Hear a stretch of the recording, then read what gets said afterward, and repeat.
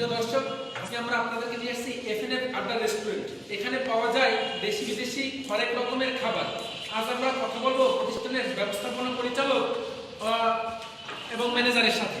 দুজনের সাথে আমরা প্রথমেই ব্যবস্থাপনা পরিচালকের সাথে একটু কথা বলবো যে আপনি তো খুলনায় এখানে একদম শেরেবাংলা নগরে একটা রেস্টুরেন্ট দিয়েছেন, আপনার ব্যবসা কেমন চলছে?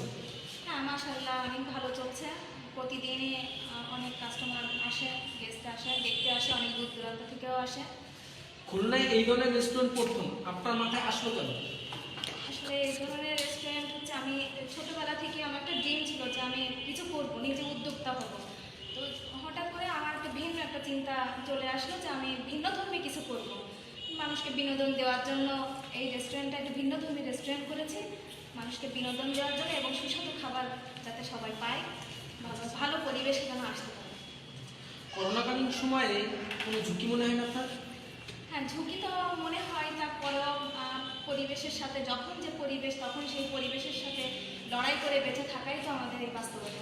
ও আচ্ছা আচ্ছা, ঠিক আছে। আপনার এখানে সবচেয়ে আপনার রেস্টুরেন্টে আপনার স্ট্রাগল বা আপনার কি মনে হয় আপনার যে কাস্টমারের ক্ষেত্রে বা করোনাকালীন সময় আপনার কোনো সমস্যা মনে হচ্ছে কিনা আপনার?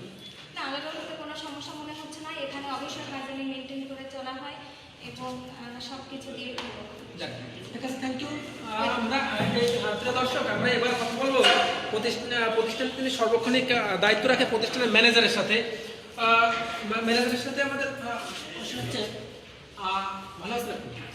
আচ্ছা, আপনার নতুন প্রতিষ্ঠানে সারা কেমন মিলছে না? আলহামদুলিল্লাহ ভালোই। ছুটির দিনগুলায় শ্বাস প্রশ্বাস নেওয়া যায় না এবং অন্যান্য দিনগুলা আপনার আলহামদুলিল্লাহ ভালোই হচ্ছে। আচ্ছা আচ্ছা, মানে এখানে বেচাকেনা কেমন হচ্ছে? জি ভালোই আলহামদুলিল্লাহ। তো দর্শক, আমরা আজকে আপনাদেরকে নিয়ে আসলাম এফএনএফ আড্ডা রেস্টুরেন্টে। খুলনার মূল প্রাণ কেন্দ্র অর্থাৎ শেরেবাংলা রোডে এই রেস্টুরেন্ট অবস্থিত, নিরালা আর কাছে এবং ময়লাপথা থেকে অল্প একটু দূরে হাজিবাড়ি পড়ে আসছে এই রেস্টুরেন্ট। আপনারা সকলে রেস্টুরেন্টে আসবেন এবং এখানে মজাদার বিষয় হচ্ছে যে অ্যাকুয়ারিয়ামের মতোই আপনার মাছ এবং মানুষ যাতে করে এসি অনেক জায়গাতে দেখতে এসি সম্পূর্ণ ভিন্নধর্মীতে মাছের যে প্রাকৃতিক মনের যে প্রাকৃতিক যে বিনোদনটা এটাও দেখা পাচ্ছেন। এবং সবচেয়ে উপরে খাবার খাবেন, নিচে মাছ।